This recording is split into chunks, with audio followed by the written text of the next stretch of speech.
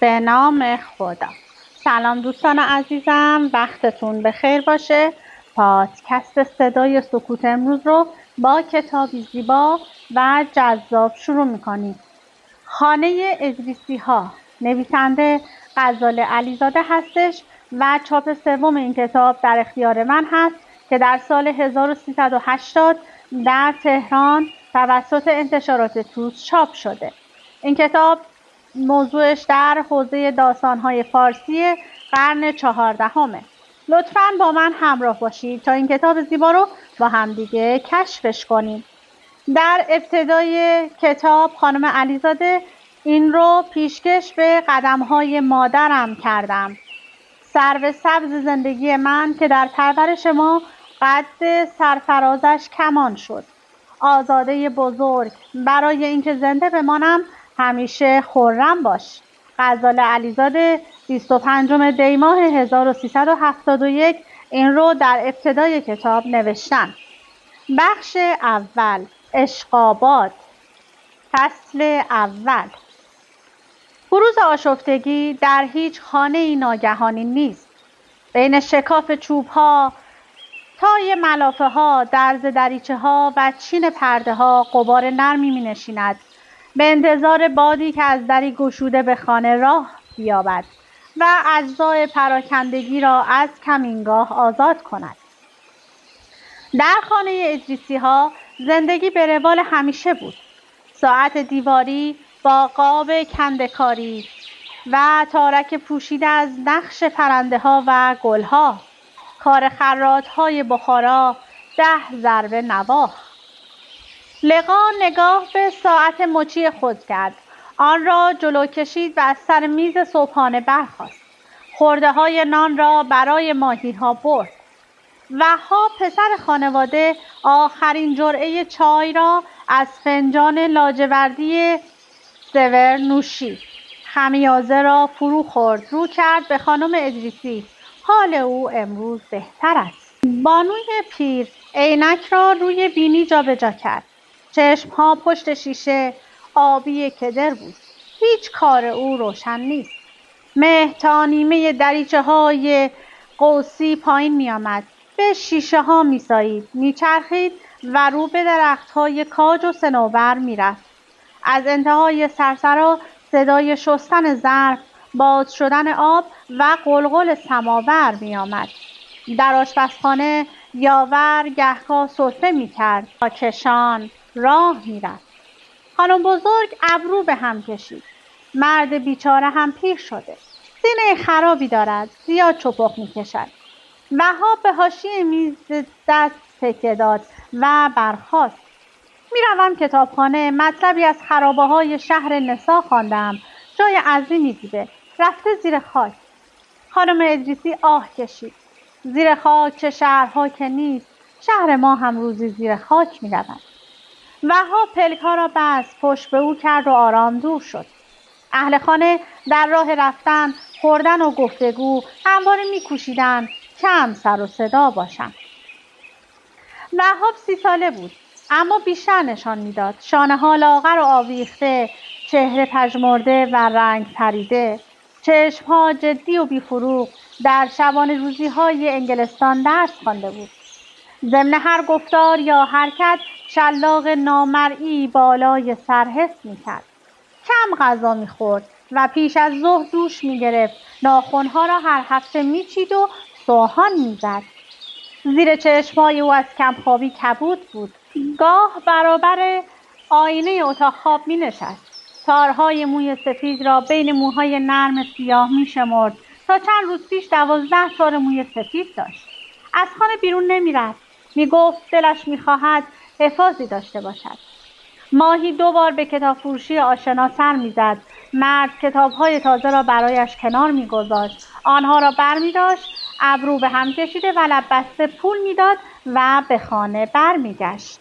عصر اگر هوا خوب بود روی صندلی کنار حوض می‌نشست. فواره را باز می‌کرد، به گرته‌های آب خیره می‌شد و از گذشته یاد می‌کرد. کودکی و نوجوانی که بسیار دور از او بود. با فرود شب رویاها نرم نرم رنگ می‌باخت. در باغ پرنده ها بین شاخه ها می پریدند. از انتهای یونجه‌زار گاوهای ماده شیری لمس از حرارت روز ماغ می کشیدند. در دومین طبقه عمه بزرگ او لقا پشت دریچه می نشست. دست زیر چانه می گذاشت. به درختهای توت، پشت بامهای کاهگلی و شیروانیهای رنگ باخته خیره می شد تا چراغهای دوروبر را تک تک روشن می کردند و پرده ها را می کشیدند. او چراغ نمی افروخت. روی تخت دراز می کشید. چشمها را می بست. پشت پلک های غرق تیرگی گاه شکلی آبی و زرد چون گلی شیشه‌ای بست می‌یافت. این شکل‌ها او را سرگرم می‌کرد. مادر بزرگ درون صندلی گهواری رو به در چوب گردوی گرد گرفته می‌لمید. به پشت گوش عطر می‌زد. سیر یاسمن تلخ در فضا پراکنده می‌شد. گاه پشت شیشه‌ها پرهیبی از شوهر مرده‌اش را می‌دید. در کت و شلوار کتان تابستانی، پاپیون سفید و پا گوش جوگندمی، با صدای خشدار از دود سیگار و تریاک به نجوا میگفت به به چه بویی. چون به تاریکی خیره میشد شبح سفید رفته بود. ناله لولای درهای اشکوب پایین را میشنید. یاور در سرسرا راه میرفت. چراغ سقف گنبدی را روشن میکرد. نور بر گچبری‌های تاق، برگ‌های تاک، گل‌های نیلوفر و خوشه‌های انگور میتابید. باد جار را تکان میداد و زنجیر ناله میکرد. رنگین کمان‌های منشور بر نقش‌های قالی، پلکان پیچ دوشاخه و طارمی‌های منحنی میتابید. بالا و پایین میرفت. اشکوب اول 3 تالار، سرسرایی درندش، 1 کتابخانه و 4 اتاق خواب داشت. اشکوب دوم 10 اتاق چفت گرد غلامگردشی محصور با طارمی در اتاقهای خواب را به جز 3 تا بسته بودند. خب من این تیکش رو خیلی متوجه نشدم، باید تلفظش رو چجوری بخونم. امیدوارم که به بزرگواری خودتون من رو ببخشید.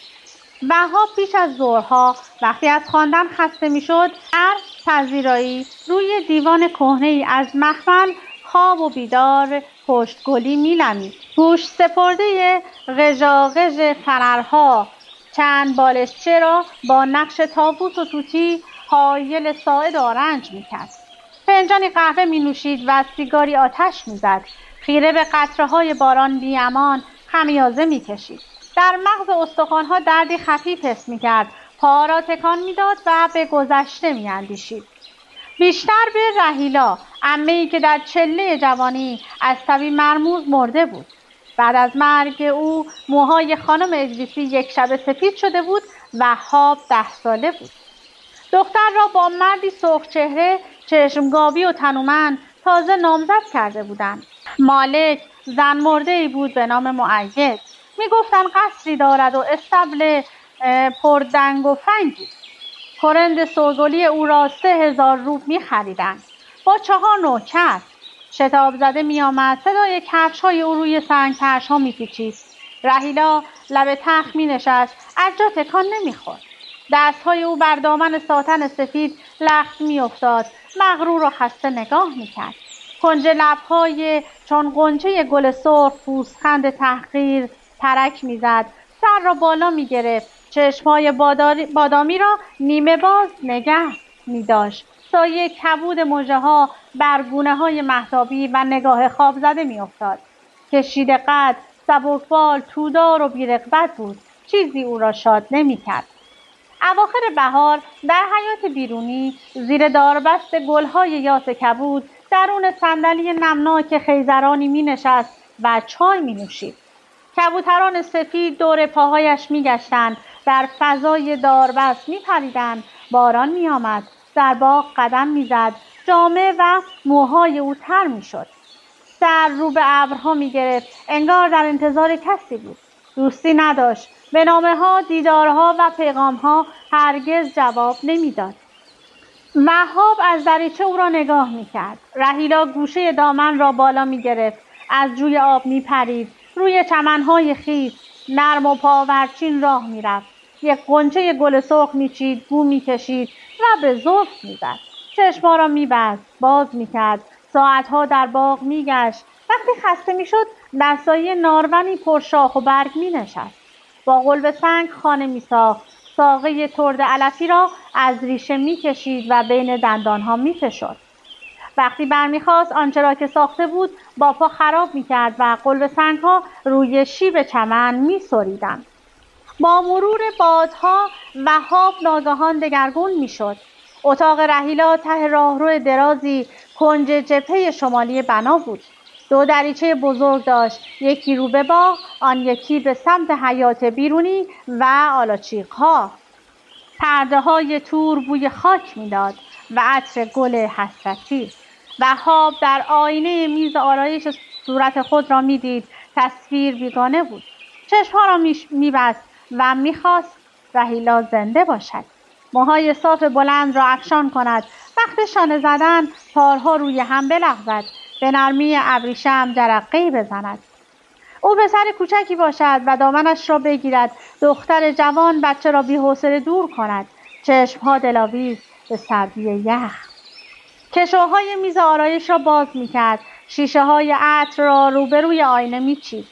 پاریسی سال‌های 1900، مسکویی، ایتالیایی، چینی و هندی، عطرهای دیرپای آن سوی اقیانوس‌ها، مشک، توس و مورد و عنبر سیاه. از اسباب آرایش جز عطر چیزی نداشت. در هر کشو چند شیشه. مرد روی میز خم می‌شد. نفسی عمیق می‌کشید. در گنجه را می‌گشود. چهره را بین دامن جامه‌های سفید پوشیده لکه گل دکمه‌ای، علف خشک و خار پولکی گم می‌کرد.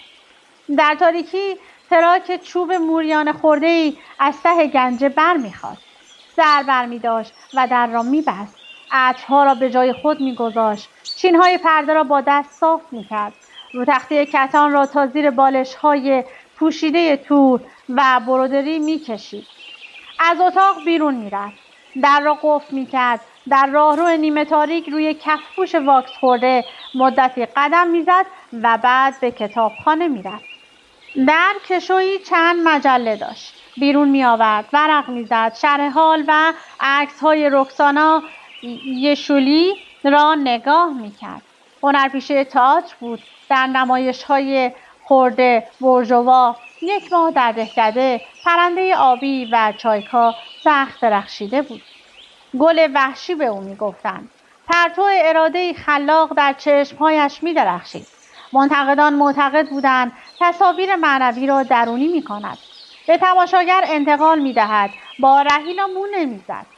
وهاب عکس‌های رکسانا را در لباس زن‌های نورماندی، پیراهن مخمل سیاه، بادبزن به دست زیر آلاچیق یا پشت میز صبحانه با مرد بازیگر مقابلش نگاه می‌کرد. نقاش‌ها از او پرده‌هایی کشیده بودند. شعر شاعران در ستایش رکسانا دفتری می‌شد. از 6 سال پیش با مارنکو شاعر نام‌آور زندگی می‌کرد. در خانه تصویری از رهیلا نبود. وهاب با نگاه به چشم‌های مورب گدازان، موهای بلند سیاه و اندام ظریف رکسانا به یاد رهیلا می‌افتاد. اهل تفلیس بود. طبیعت ویژه‌ای داشت، مشهور به سرکشی. وهاب غرور او را نمی‌پسندید. مصاحبه‌ها را نمی‌خواند، فقط به عکس‌ها نگاه می‌کرد. سر ساعت 12 لقا از پلکان هلالی پایین می‌آمد، وارد تالار می‌شد. ابرو به هم کشیده، ترش‌رو، 4 شانه و قد بلند بود. لب‌های کبود بسته، چانه نوک‌تیز و بینی آویخته‌ای داشت. با 2 چشم خاکستری، کاونده و بی‌جلا، دور و بر را می‌پایید و کنج لب‌هایش چین می‌خورد. پشت او اغلب از نفرت تیر می‌کشید. به سنگ پا حساس بود. از شکل و حتی نام آن می‌ترسید. چند سال پیش بستگانی برای آزار او گوشه حمام سنگ پای گذاشته بودند. جیغ‌کشان و برهنه بیرون پریده بود و بیهوش کف راهرو افتاده بود. خانم ادریسی روی پستان‌های آویخته ملافه‌ای کشیده بود و با دلسوزی پوزخند زده بود. بوی مرد لقا را منقلب می‌کرد. وقتی کارگرها برای بیل زدن باغچه‌ها، هرس درخت‌ها و چیدن علف‌های هرز چند روزی می آمدند در اتاق خود می ماند و پایین نمی آمد. هر رگه بو او را به دستشویی می کشاند و بیوقفه عق می زد. ردیف دریچه های شمال و جنوب را می گشود. از دو سو نسیم می وزید. پرده ها لوله شده رو به سقف بالا می رفت. جار تکان می خورد.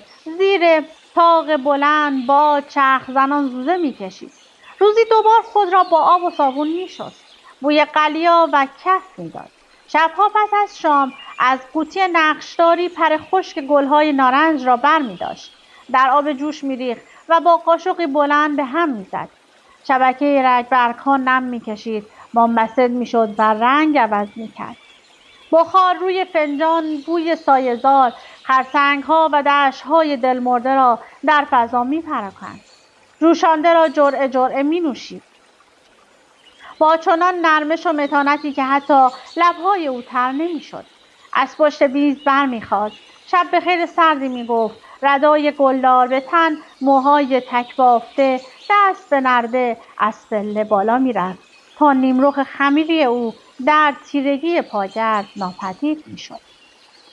فصل اول رو با اشتباهاتی در خوندن تموم می‌کنیم و میریم به فصل دوم. البته اشتباهاتی در خواندن که من بعضی از تلفظ کلمات رو بلد نیستم. فصل دوم. خانم ادریسی آهی کشید.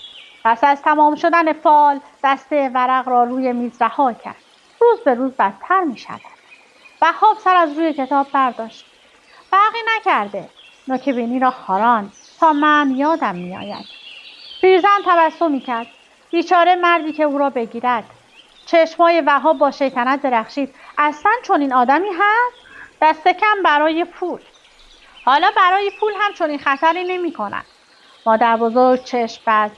می کند. تو مردم را درست نمی شناسی. طفلکی مردم سنگ پا ببیند چی؟ مادر بزرگ خندید. بدتر از آن می بیند.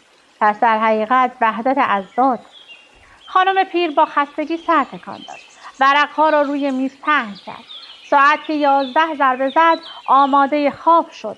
در دوردست مرغ حقی هر از گاه می‌خواند. مادر بزرگ گوش را رو به پنجره گرفت. عجب گلویی دارد. اینقدر بلند می‌خواند پاره نمی‌شود. وهاب لبخند زد. کارش همین است. مادر بزرگ رفت و در را نیمه باز گذاشت. شبها وهاب بیدار بود. گوشه دیوان می‌نشست. تا سحر کتاب می‌خواند. نیمه‌های شب گربه خاکستری از پنجره تو می‌آمد. دور پاهای او می‌گشت. چشم‌های فسفوری براق طیف رنگ‌های جلوکی را موج موج رو به او می‌فرستاد. وهاب به پشت گربه دستی می‌کشید و حیوان بالا می‌پرید. خورخور کنان میان بالش‌چه‌ها می‌خوابید. هر ورقی که می‌زد گربه چشم‌ها را نیمه باز می‌کرد. از شکاف تنگ پلک‌ها جرقه‌ای برمی‌زد. وهاب تا سحر بیدار بود. پیش از طلوع آفتاب به آشپزخانه سر می‌زد. کنج سرسرا بود. 3 دریچه بزرگ، چندین اجاق، 10 دیگ، 4 سماور ورشو، تصویر دیوارها، چارچوب پنجره‌ها و تابه‌های مسی را کوژ نشان می‌داد. گاه سوسکی از روی توده پیاز می‌گذشت و در سکوت شب پوست‌های صورتی پوست خشخشی می‌کرد. شاخه‌های نازک بید به شیشه‌ها می‌سایید. وهاب کتری را روی اجاق می‌گذاشت. در انتظار می‌نشست. آب جوش می‌آورد. چای را دم می‌کرد. قوری و فنجان را روی سینی نقره می‌گذاشت. به تالار برمیگشت. 2-3 فنجان چای می‌نوشید. یاور از اتاق کنار آشپزخانه بیرون می‌آمد. لولای در ناله می‌کرد. تابستان و زمستان در مه و برف و باران می‌رفت به باغ. پیشانی پشچین را رو به فلق می‌گرفت. نور آبی نقره‌ای روی ریش جوگندمی، موهای پریشان کمپشت، گونه‌های استخوانی و چشم‌های گود نشسته گیج و خواب زده می‌تابید. خمیده راه می‌رفت و دست‌های تر را دور از تن لاغر نگه می‌داشت. با سر و صدای او گربه گوش‌ها را تیز می‌کرد. از روی دیوار پایین می‌پرید و بیرون می‌رفت. صدای سرفه یاور در سرسرای روشن از نور آبی نیلوفری می‌پیچید. سایه بلند میزها و مجسمه‌های برنزی و پشتی بیضی صندلی‌ها روی زمین می‌افتاد. وهاب چراغ دیواری را خاموش می‌کرد کتاب به دست از پلکان بالا میرفت. صدای پاهای او روی پرزهای فرش ضخیم خفه میشد. تنفس عمه و مادر بزرگ را از پشت درها میشنید. دستگیره را میچرخاند، وارد اتاق خود میشد. نور لطیف صبح بر مخمل خواب و بیدار تاقیست تخت مایل میتابید. لباس خام میپوشید. پرده تخت را میکشید. با احتیاط وارد تابوت اطلس میشد. بر بالشی نرم سر میگذاشت. لحاف زرشکی را تا چانه بالا میکشید. کتاب به دست میخوابید. حدود ساعت 10 با نوای دور پیانو چشم می‌گشود. نیم ساعتی در بستر گرم می‌ماند. لقا روزی 2 نوبت پیش از ظهر و سر شب با ناز پیانو می‌زد. کاپریچوهای ایتالیایی، راپسودی‌های لیست و رمانس‌هایی از مندلسون. سالها نواخته بود و دست‌های چیره‌ای داشت. کسی از دور باور نمی‌کرد او نوازنده آهنگ هاست. هر ضربه با روح و تراوت بود. آرزوهای سرخورده، تخیلات نوجوانی خاموش و دوشیزگی ساکن در چشمه موسیقی زنده میشد.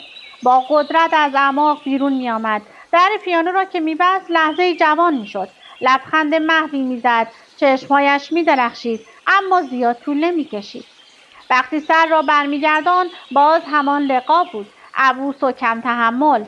سر یاور داد میکشید که چرا بشقاب مخصوص او را با بشقاب‌های دیگر در یک قفسه گذاشته. ظرف‌های جداگانه داشت، لیوان لب طلایی، بشقاب چینی آبی، کارد و چنگال دست استخوان شفل. پیش از غذا لیوان را در برابر نور میچرخاند مبادا لکه‌ای داشته باشد. اگر مهمانی حضور داشت خانم ادریسی به لقا نگاه تندی میکرد. وهاب در بستر خمیازه‌ای کشید. از تخت بیرون آمد. با دقت لباس پوشید.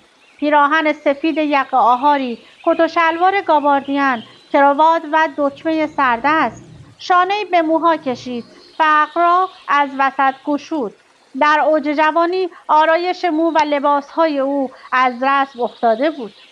به پشت گوش و گردن عطر غلیظی زد و سر میز صبحانه آمد. خانم بزرگ سرفه کرد. چه چیز بدبوی تندی، آدم را به یاد مومیایی‌های مصری می‌اندازد. از کجا پیدایش کرده ای؟ وهاب ابرو به هم کشید. مال ته دریاهاست. شیره عنبرماهی از بوئنوس آیرس برایم می‌فرستند. خانم ادریسی سر تکان داد. به هر حال تحفه‌ای نیست. عمه لقا اخذ کرد. دست کم بهتر از بوی مرد است.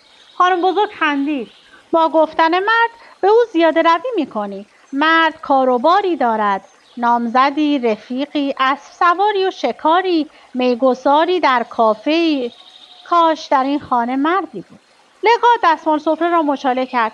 خب یکی بیاورید تا من بروم یک اتاق در شهر بگیرم. اما عزیز هیچ کجا فارغ از جنس مرد نیستی. شاید یکی از آنها شبی به اتاقت خزید. لقا سرخ شد و کنج لب‌هایش لرزید. از پشت میز برخاست. چهره را با دستها پوشان رو به در دوید. از پلکان بالا رفت. صدای گریه او خانه را برداشت. یاور تبسم بر لب به ناهارخوری آمد. زیرچشمی نگاهی به بانوی پیر کرد. چیزی لازم ندارید؟ خانم ادریسی لبخند زد. یاور بیا تو. مرد کنار میز ایستاد. باز خانم لقا رنجیده. مادر بزرگ دستها را به هم مالید. تو که کوچه و بازار زیاد می روی. چرا نمی گردی خواستگار مناسب برای او پیدا کنی؟ یاور پاورچین رو به در رفت. محض رضای خدا خواستگار پیدا نکرده چشم ندارد مرا ببیند. خانم ادریسی چارپایه ای را نشان داد. نرو بیا بشین. یاور این پا و آن پا کرد. نشست و بر غبار سطح گنجی چوب گردو فوتی دمید. خانم ادریسی گفت حالا ولش کن. یک روز سر فرصت دستمال میکشید. چه فرصتی؟ خانه به این بزرگی چند کارگر لازم دارد. کنج لب‌های خانم ادریسی چین خورد.